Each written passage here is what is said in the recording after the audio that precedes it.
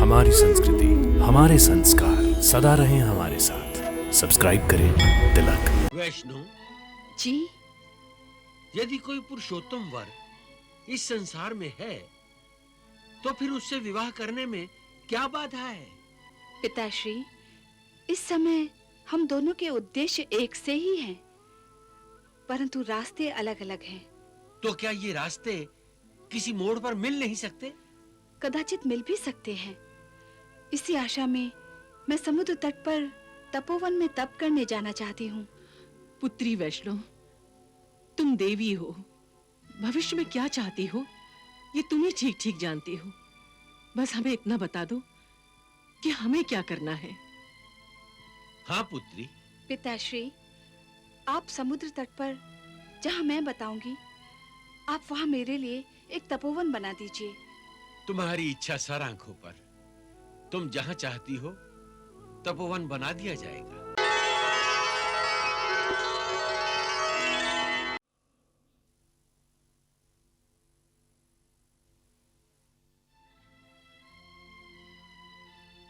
क्या बात है महाराज, आप पहले तो इतने चिंतित कभी नहीं थे।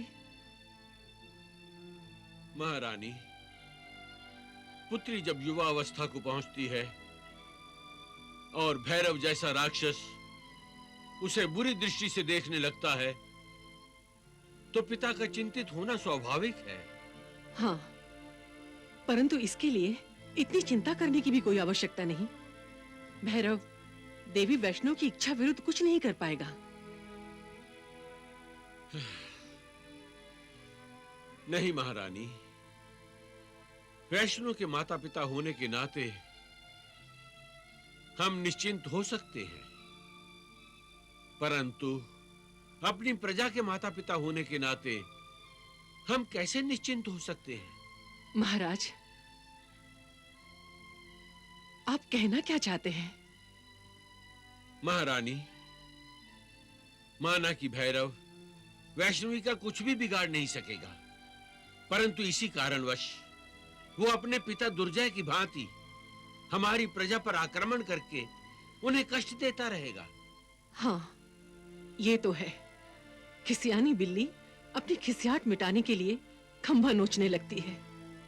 बस भैरव की इसी समस्या के समाधान के लिए मैं शीघ्र अतिशीघ्र किसी राजकुमार से अपनी वैष्णो का विवाह कर देना चाहता हूँ। नहीं पिताश्री, नहीं पिताश्री। तिलक प्रस्तुत करते हैं दिव्य भूमि भारत के प्रसिद्ध धार्मिक स्थानों के अलौकिक दर्शन। दर्शन दो भगवान, दर्शन दो भगवान, केवल तिलक पर। मैं विवाह नहीं करूंगी। कदाचित तुम हमें छोड़कर जाना नहीं चाहती हो, है ना? नहीं पिताश्री, बल्कि सत्य तो ये है कि मैं आपको छोड़कर जाने के लिए विवश हूँ। वैष्णो, तुम विवाह भी नहीं करना चाहती और हमें छोड़कर जाने की बात कर रही हो। ये कैसा भेद है? माताश्री, मैं तप करने के लिए तपोवन जाना चाहती हूँ। नहीं, ये नहीं हो सकता है। तुम्हारी वर्षों की तपस्या तो अभी-अभी समाप्त हुई है। ये आयु तपस्या के लिए नहीं, विवाह के लिए उपयुक्त है। पिताश्री, माताश्री, आप मेरा घर बसाकर मेरा कल्याण करना चाहते हैं, परंतु मैं इस संसार में मानव कल्याण के लिए ही आई हूँ और मैं अभी से ही घर गृहस्थी में अपने आप को सीमित नहीं कर सकती। और वैसे भी अपने इस मानव शरीर के कारण मैं कई सीमाओं में बंधी हूँ। मानव जाति के कल्याण के उद्देश्य की प्राप्ति के लिए मुझे मानव शरीर से ऊपर उठना होगा, जो तप के बिना संभव नहीं है। मैं तप करके अपने वास्तविक रूप को जानना चाहती हूँ। जब तक मैं अपने वास्तविक रूप को जान नहीं पाऊंगी, जन कल्याण कैसे कर पाऊंगी?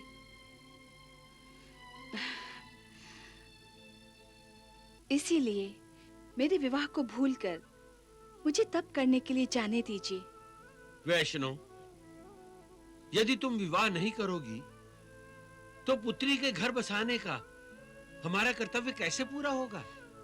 पिताश्री, वैसे तो आप ये कर्तव्य अपने पिछले जन्म में समुद्र राज के रूप में समुद्र मंथन के समय मेरा विवाह करके पूरा कर चुके हैं। वो उस जन्म की बात थी, परंतु इस जन्म में। पिताश्री, मेरे इस जन्म के उद्देश्य को देखते हुए मेरा वर भी ऐसा होना चाहिए जो मेरे जन कल्याण के उद्देश्य की पूर्ति करे, या फिर उसका भी उद्देश्य जन कल्याण हो और मैं उसके उद्देश्य की पूर्ति में हाथ बटाऊं। तो क्या ऐसा वर नहीं मिल सकता? मिल सकता है। ऐसा पुरुषोत्तम वर इस संसार में है भी।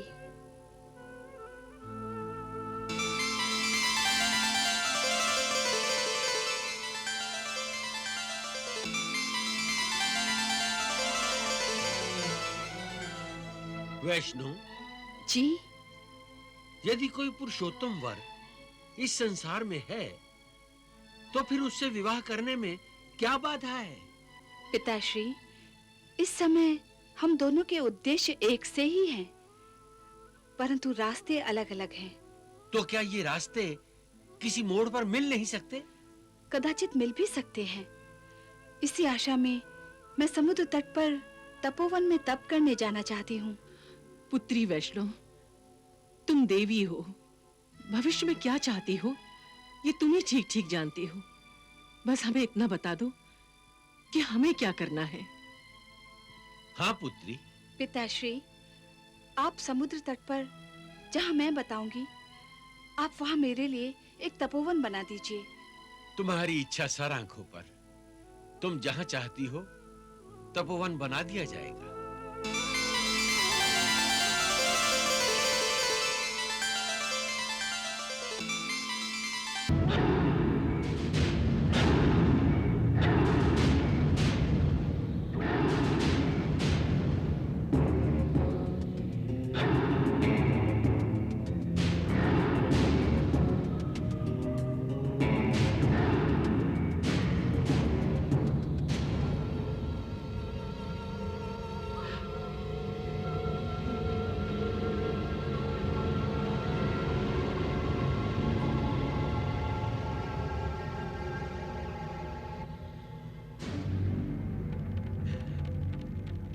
माताश्री, मुझे आशीर्वाद दीजिए। मुझे आशीर्वाद दीजिए कि जिन शत्रुओं ने आपकी मांग का सिंदूर मिटा दिया, उन्हें मिटाने में मैं सफल हो जाऊं और अपने पिता की मृत्यु का प्रतिशोध ले सकूं। प्रतिशोध की भावना को त्याग दे पुत्र। प्रतिशोध के पथ पर पग धरने वाला पथिक स्वयं अपना शत्रु बन जाता है। तुम क्यों अपने ही प्राणों के शत्रु बन रहे हो पुत्र? क्यों? माताश्री, आप अपने आंसू बहाकर मुझे निर्बल बना देना चाहती हैं। घोर तपस्या के दौरान मैंने जो सिद्धियां प्राप्त की हैं, इन आंसुओं से उन सिद्धियों पर पानी फेर देना चाहती हैं आप। परंतु अब आपके आंसुओं का प्रलय भी मुझे रोक नहीं सकेगा। जानती हूं मैं, जानती हूं पुत्र। अब तुम बड़े जो हो गए हो, परंतु तुम जब छोटे थे और किसी खतरे के आगे बढ़ते थे तो मैं भैरव कहकर तुम्हें पुकार लेती थी और तुम रुक जाते थे। काश काश तुम बड़े ही ना होते तो मैं आज भी तुम्हें केवल अपनी पुकार से रोक लेती पुत्र, रोक लेती। माताश्री, मैं समय के धनुष से छूटा हुआ वो बाण हूं जिसे अब कोई नहीं रोक सकता। गुरुदेव ने मुझे आज्ञा दी है और आप मुझे आशीर्वाद दीजिए। भैरव, तुम्हारे पीछे मैं अकेली कैसे रह पाऊंगी पुत्र, कैसे रह पाऊंगी? माताश्री, आप अकेली नहीं रहेंगी। आपकी सेवा के लिए मैं वैष्णव को आपकी बहू बनाकर लाने जा रहा हूं। इसलिए आप रोकर नहीं, हंसकर मुझे आशीर्वाद दीजिए।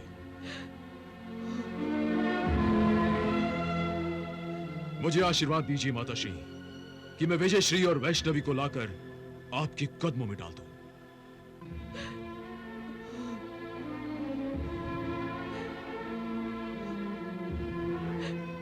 प्रणाम माताश्री।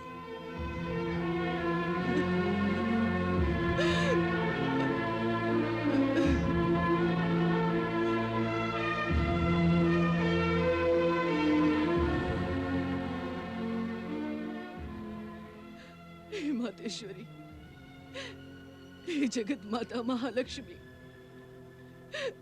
मैं पहले ही अपना पति खो चुकी हूँ, परंतु अब मुझ में अपना पुत्र खोने का साहस नहीं है मातेश्वरी, मुझ में साहस नहीं है।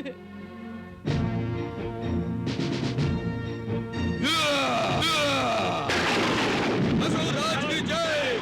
असुरराज की जय!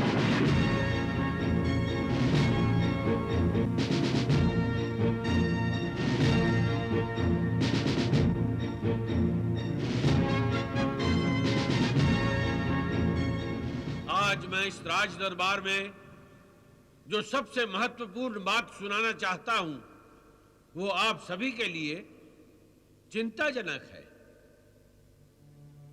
हमारे परम शत्रु दिवंगत महाराज दुर्जय का पुत्र भैरव अपने पिता की भांति हमसे अपनी परंपरागत शत्रुता को निभाते हुए अपनी एक विशाल सेना लेकर निकल पड़ा है और आक्रमण करने के लिए हमारे राज्य की ओर बढ़ रहा है।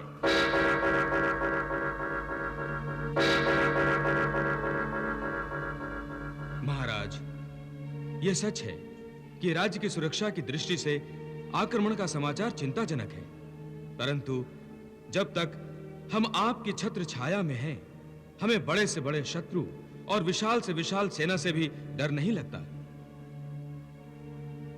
हम सभी अपने आप को आपके नेतृत्व में सुरक्षित समझते हैं। परंतु आज से मैं राजकार्य के हर दायित्व से अपने आप को मुक्त करने जा रहा हूं।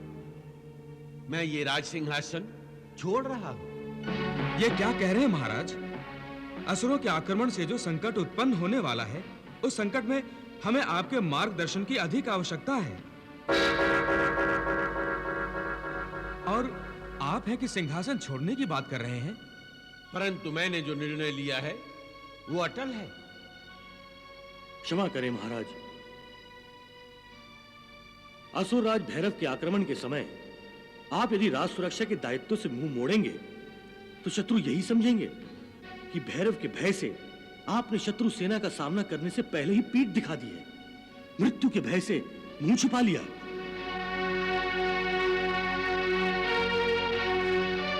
संकट और मृत्यु को अपने सामने देखकर वो लोग भागते हैं जो कायर होते हैं, परंतु मैं इस राज्यसभा में अपने आप को न कायर कह सकता हूं न शूरवीर। ये निर्णय तो आप सभी को लेना है। बताइए प्रजाजनों, इस सिंहासन पर बैठकर आपकी सेवा करने वाला आपका ये सेवक क्या कायर है? नहीं महाराज। क्या वो मृत्यु से डरकर भागने वालों में से है? नहीं महाराज, नहीं। क्या वो संकट से भयभीत हो जाता है? नहीं महाराज, नहीं। परंतु आप तो सर्वगुण संपन्न हैं, इसलिए इस सिंहासन पर आप ही को विराजमान रहना चाहिए। नहीं महामंत्री, अब मुझे ये राज सिंहासन छोड़ना ही होगा। महाराज, कोई युवराज न होने के कारण कहीं आप देवी वैष्णो को तो इस सिंहासन पर नहीं बिठाना चाहते? यदि ऐसा है तो सिंहासन पर तो क्या, देवी वैष्णो को हम सराखों पर बिठाएंगे। हाँ महाराज, हम आपके स्थान पर देवी वैष्णो को देखना चाहते हैं। हाँ, हम देवी वैष्णो को ही सिंहासन पर देखना चाहते हैं। नहीं, ये संभव नहीं है।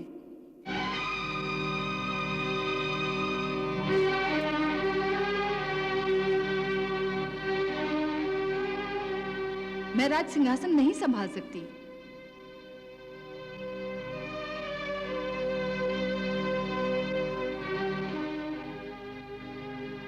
परंतु क्यों देवी? मैं प्रजा के मन के राज सिंहासन पर बैठकर ही प्रसन्न हूँ। आप राज सिंहासन पर बैठकर लोगों का उद्धार कर सकती हैं, जो आपका उद्देश्य है। मैं जन कल्याण के उद्देश्य से ही राज सिंहासन को स्वीकार करने से इनकार कर रही हूँ। मेरा जन कल्याण का उद्देश्य राजपाट द्वारा किए जाने वाले उद्देश्य से कहीं बड़ा है। मेरी इच्छा है कि मैं आध्यात्मिक उन्नति के लिए काम करूं। ये काम सिंहासन पर बैठकर नहीं किया जा सकता। इस काम को संपन्न करने के लिए मुझे स्वयं अपने आध्यात्मिक ज्ञान को बढ़ाना होगा। इसीलिए मैं तपोवन जाकर तपस्या करना चाहती हूँ। नहीं देवी नहीं, आप हमें छोड़कर मत जाइए। देवी हमें छोड़कर मत जाइए, हमें छोड़कर मत जाइए। क्षमा करें देवी, असुरों के आक्रमण के समय महाराज और आप दोनों हमें छोड़कर जा रहे हैं। भला प्रजा को संकट के समय छोड़कर जाने में कौन सा जन कल्याण निहित है? सेनापति जी, मैं किसी को संकट में छोड़कर नहीं जा रही हूँ। मैं तो संकट को यहाँ से दूर ले जा रही हूँ। असुर राज भैरव मुझे बंदी बनाना चाहता है। यदि मैं यहाँ से चली गई तो वो भी मेरे पीछे आएगा और युद्ध के कारण इस राज्य पर जो संकट आने वाला है वो टल जाएगा। नहीं देवी नहीं, हम अपनी सुरक्षा के लिए स्वयं आपको संकट में छोड़ दें, यह भी तो उचित नहीं है। इसकी चिंता करने की कोई आवश्यकता नहीं है। मैं पिताश्री और माताश्री को लेकर यहाँ से जा रही हूँ।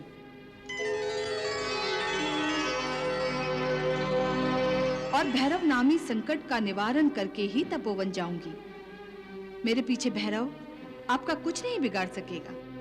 फिर भी एक समस्या शेष रह जाएगी। महाराज के साथ आपके चले जाने के बाद यह सिंहासन रिक्त रह जाएगा। सिंहासन रिक्त नहीं रहेगा। देवी वैष्णव, मेरा उत्तराधिकारी चुनने में अब आपको ही सहायता करनी होगी। आपकी बात को सभी उचित मानते हैं और मन से स्वीकार करते हैं। बताइए देवी, कौन सा व्यक्ति इस सिंहासन के लिए उपयुक्त होगा?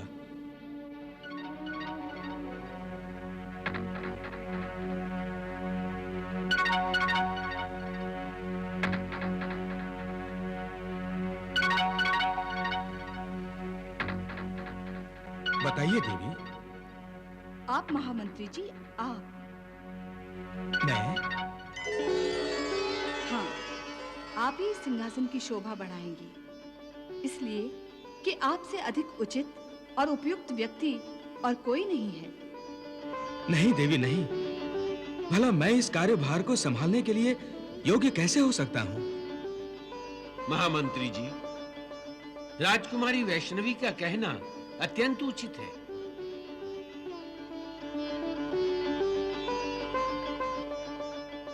देवी प्रसाद जी, आइए और इस राज सिंहासन की शोभा बढ़ाइए।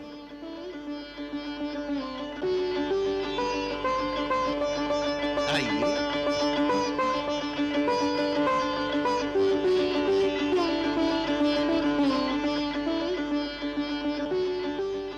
प्रणाम। आयुष्मान भव।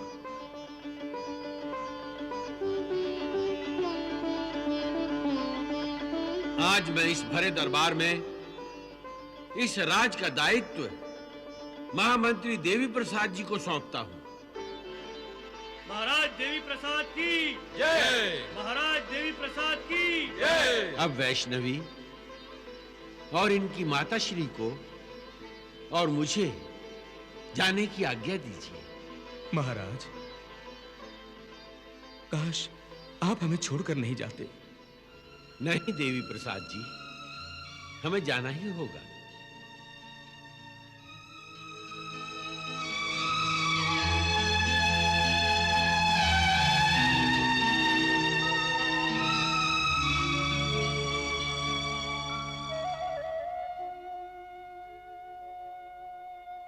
चलो वैष्णव। चलिए।